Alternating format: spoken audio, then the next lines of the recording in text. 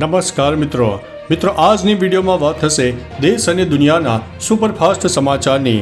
સૌપ્રથમ વાત કરીએ તો ભારતીય નૌકાદળે યુદ્ધ જહાજોને એલર્ટ ઉપર રાખ્યા, કોસ્ટગાર્ડ પણ તૈનાત। સમાચાર એજન્સી અનુસાર ભારતીય નૌકાદળે અરબી સમુદ્રમાં અભ્યાસ કર્યો।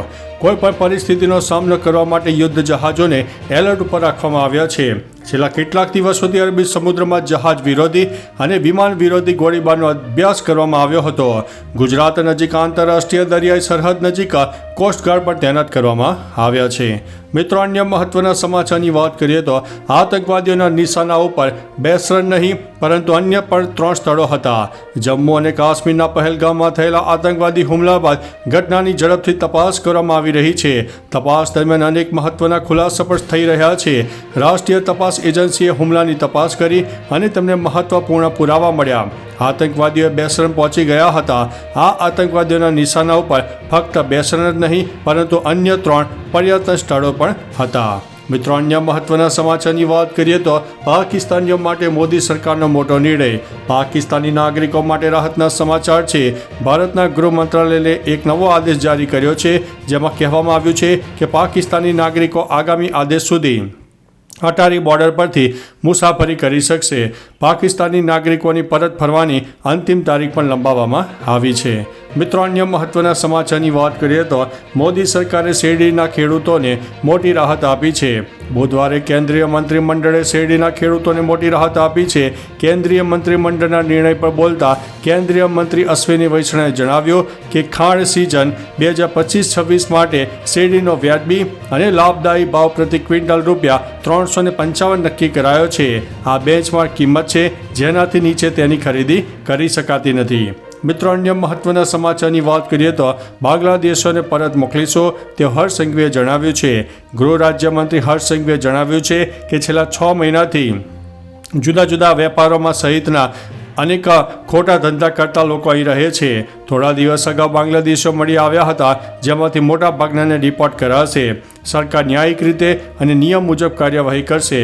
આ તમામ લોકોને પરત બાંગ્લાદેશ મોકલવામાં આવશે અને તે ટૂંક સમયમાં કામગીરી હાથ ધરાશે।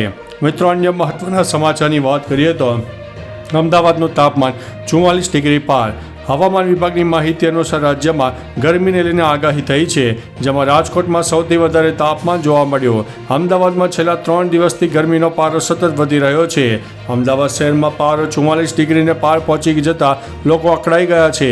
સાથે તંત્ર દ્વારા લોકોને કામ સિવાય બહાર ન નીકળવા માટે અપીલ કરવામાં આવી છે। મિત્રો, અન્ય મહત્વના સમાચારની વાત કરીએ તો ભારતે પાકિસ્તાનને ચેતવણી આપી છે। ભારત અને પાકિસ્તાનના ડાયરેક્ટર જનરલ ઓફ મિલિટરી ઓપરેશન્સે હોટલાઇન પર વાત કરી હતી અને પાકિસ્તાન દ્વારા કોઈ ઉશ્કેરણીજનક વિના કરવામાં આવેલા યુદ્ધ વિરામ ઉલ્લંઘન અંગે ચર્ચા પણ કરી હતી। ભારતે પાકિસ્તાનને LOC પર પાકિસ્તાની સેના દ્વારા કોઈ પણ ઉશ્કેરણી વિના યુદ્ધ વિરામ ઉલ્લંઘન સામે ચેતવણી આપી છે। મિત્રો, અન્ય મહત્વના સમાચારની વાત કરીએ તો રાધનપુરના ખેડૂતો માટે સરસ સમાચાર સામે આવ્યા છે। રાધનપુર APMC સમિતિએ ખેડૂત અકસ્માત વીમાની રકમ 2 લાખથી વધારીને 3 લાખ રૂપિયા કરી છે। આ યોજના 1 મે 2025થી અમલમાં આવી ગઈ છે। યોજના હેઠળ વાહન અકસ્માત, સર્પદંશ, પાણીમાં તકલીફ થવી, આગમાં તકલીફ થવી, ઝાડ પરથી પડવો, વીજ કરંટ લાગવો, વીજળી પડવી ઉપરાંત અન્ય પણ હુમલાઓ પર સમાવેશ થાય છે, જેમાંથી મૃત્યુ થતું હોય તો તેવા કિસ્સામાં વીમાની રકમ મળવાપાત્ર રહેશે। મિત્રો, અન્ય મહત્વના સમાચારની વાત કરીએ તો પહેલગામ આતંકવાદી હુમલા અંગે મોટા સમાચાર। પહેલગામ આતંકવાદી હુમલા અંગે સૂત્રો પાસેથી મોટા સમાચાર સામે આવ્યા છે।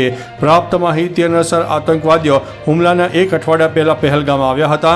અનેક પર્યટન સ્થળોની રેકી કર્યા પછી આતંકવાદીઓ હુમલા માટે બેસરણ ખીણ પસંદ કરી। આ સ્થળ પહેલગામ શહેરથી લગભગ 6 કિલોમીટર દૂર છે અને તેને મિની સ્વિટ્ઝરલેન્ડ તરીકે પણ ઓળખવામાં આવે છે। મિત્રો, અન્ય મહત્વના સમાચારની વાત કરીએ તો PM મોદી હવે વોર રૂમમાં કરશે ચર્ચા।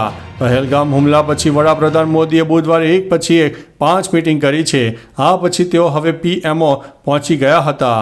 અહીં PM વોર રૂમમાં વરિષ્ઠ અધિકારીઓ સાથે ચર્ચા પણ કરી હતી।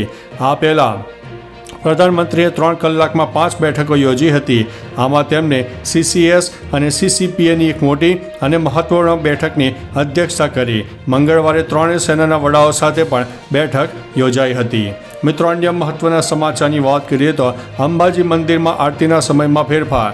લાખો ભક્તોના આસ્થા કેન્દ્ર એવા અંબાજી મંદિરમાં દર્શન અને આરતીના સમયમાં ફેરફાર કરવામાં આવ્યો છે. સવારની આરતી 7 થી 7:30 વાગ્યા સુધીની રહેશે. દર્શન સવારે 7:30 થી 10:45 સુધી, બપોરે 12:30 થી 1 સુધી રાજભોગ આરતી થશે. બપોરના દર્શનનો સમય 1 થી 4:30 વાગ્યા સુધીનો રહેશે. સાંજની આરતી 7 થી 7:30 વાગ્યા દરમિયાન રહેશે અને રાત્રે 7:30 થી 9 વાગ્યા સુધી યાત્રાળુઓ દર્શન કરી શકશે. મિત્રો, અન્ય મહત્વના સમાચારની વાત કરીએ તો પ્રધાનમંત્રીના નિવાસસ્થાને ઉચ્ચ સ્તરીય બેઠકનું આયોજન. PM મોદીની અધ્યક્ષતામાં પ્રધાનમંત્રીના નિવાસસ્થાને એક ઉચ્ચ સ્તરીય બેઠક યોજાઈ હતી. આ બેઠકમાં વિદેશ મંત્રી S જયશંકર, NSA અજીત ડોભાલ અને સેના પ્રમુખ ઉપેન્દ્ર દ્વિવેદી પણ હાજર રહ્યા હતા. બેઠકનો એજન્ડો હજુ સુધી જાહેર કરવામાં આવ્યો નથી, પરંતુ પહેલગામ હુમલા પછી PM મોદી સતત ઉચ્ચ સ્તરીય બેઠકો યોજીને આયોજન પણ કરી રહ્યા છે. મિત્રો, અન્ય મહત્વના સમાચારની વાત કરીએ તો લલ્લા વિહારીના દીકરાના રિમાન્ડ મંજૂર. અમદાવાદમાં ઓપરેશન ચંડોળા તળાવ ક્લીન હાલ પણ યથાવત છે. સતત બીજા દિવસે પણ ચંડોળા તળાવ વિસ્તારમાં ગેરકાયદેસરના દબાણો સામે મેગા ડિમોલેશનની કામગીરી પૂરજોશમાં ચાલી રહી હતી. અત્યાર સુધીમાં 60% ડિમોલેશનની કામગીરી પૂર્ણ થઈ ગઈ હોવાની માહિતી સામે આવી છે. ગુનાહિત પ્રવૃત્તિઓ કરનારા આરોપી લાલુભાઈ પઠાણ ઉર્ફે લલ્લા બિહારીના દીકરા ફતેહ મહમ્મદના 5 મે સુધીના રિમાન્ડ મંજૂર થયા છે. મિત્રો, અન્ય મહત્વના સમાચારની વાત કરીએ તો સુરત મહાનગરપાલિકાની સામાન્ય બેઠકમાં પક્ષ અને વિપક્ષ વચ્ચે ઝપાઝપી. મહાનગરપાલિકા ખાતે મળેલી સામાન્ય સભામાં 26 શહીદોને શ્રદ્ધાંજલિ પાઠવવામાં આવી. હુમલાની ઘટનામાં સરકાર દ્વારા કડક પગલાં લેવાની માંગ વિપક્ષ દ્વારા કરવામાં આવી. શાસક પક્ષના સભ્યો દ્વારા વિપક્ષી સભ્યોને દેશદ્રોહી કહેવામાં આવ્યા હોવાનો આક્ષેપ સાથે ભારે હોબાળો મચી ગયો, જેથી શાસક અને વિપક્ષના સભ્યો વચ્ચે રીતસરની ઝપાઝપી અને તું મેં જેવા દ્રશ્યો પણ સર્જાયા હતા. મિત્રો, અન્ય મહત્વના સમાચારની વાત કરીએ તો ભારતે પાકિસ્તાન માટે એર સ્પેસ બંધ કર્યું છે. PM નરેન્દ્ર મોદીએ બુધવારે રાત્રે તેમના નિવાસસ્થાને કરેલી બેઠકમાં મહત્વનો નિર્ણય લીધો છે. ભારતે પાકિસ્તાન માટે એર સ્પેસ બંધ કરવાનો નિર્ણય લીધો છે. આનો અર્થ એ થયો છે કે પાકિસ્તાનથી આવતી તમામ ફ્લાઇટ્સ 23 મે સુધી ભારતીય હવાઈ ક્ષેત્રમાં ઉડી શકશે નહીં. મિત્રો, અન્ય મહત્વના સમાચારની વાત કરીએ તો કમોસમી વરસાદની આગાહી. હવામાન નિષ્ણાતોના મત પ્રમાણે આગામી 3 થી 10 મે દરમિયાન ઉત્તર ગુજરાત, કચ્છ અને સૌરાષ્ટ્રમાં કમોસમી વરસાદ થઈ શકે છે. ઉત્તર ગુજરાતમાં 3 અને 4 મેના દિવસે વરસાદની શક્યતા છે.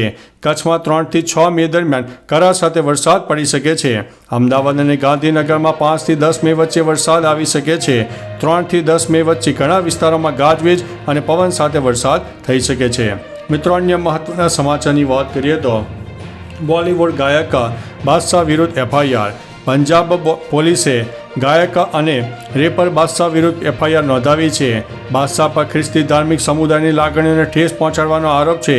તાજેતરમાં જ બાદશાહનું ગીત વેલ્વેટ ફ્લો રિલીઝ થયું છે, જેમાં ચર્ચ અને બાઇબલ જેવા શબ્દોને ખોટા સંદર્ભમાં ઉપયોગ કરવામાં આવ્યો છે, જે બાદ પોલીસમાં ફરિયાદ નોંધાવવામાં આવી હતી. બુધવારે પંજાબ પોલીસે આ મામલે વધુ કાર્યવાહી કરી છે અને ફરિયાદ પણ નોંધી છે.